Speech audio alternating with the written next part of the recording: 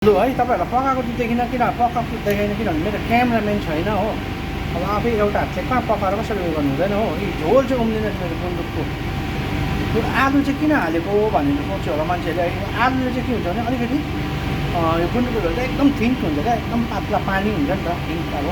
त्यसलाई चाहिँ अलिकति कभर गर्नुको लागि आलुले अलिकति टेस्ट हुन्छ क्या आलुको उयोले, त्यसले चाहिँ अलिकति ग्रेभीलाई थिक टेस्ट बनाउँछ है, अलिकति मोटो बनाउँछ। त्यो भएर चाहिँ आलु हालेको छु।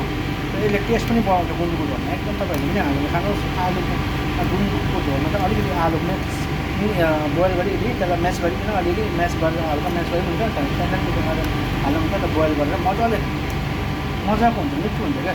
त्यो चाहिँ तपाईँहरूले पनि यसरी बनाएर खानुहोस्। आफै जान्छु मैले पकाएको चाहिँ तपाईँहरूलाई देखाइनँ, त्यसै कारण अब मेरो क्यामराम्यान छैन। आफै अब अरूले यति राम्रो ल्याउँदैन होला पारा अब भाइहरू हो, काममा हुन्छ बिजी। म त एउटा यसो अलिकति बनाउँछु र आफै बनाउँदै आफै उयो गर्छु। बोइल हुँदैछ भर्खर हाम्रो यसलाई चाहिँ किन मजाले फुटाउनु हुन्छ। यहाँ चाहिँ के अरे गुन्द्रुक मात्रै होइन, त्यसमा चाहिँ सिन्की पनि मिक्स छ है मेरो। म तपाईँहरूलाई भन्नु बिर्सेछु अघि है भिडियोमा। त्यसमा चाहिँ मेरो सिन्की पनि मिक्स छ।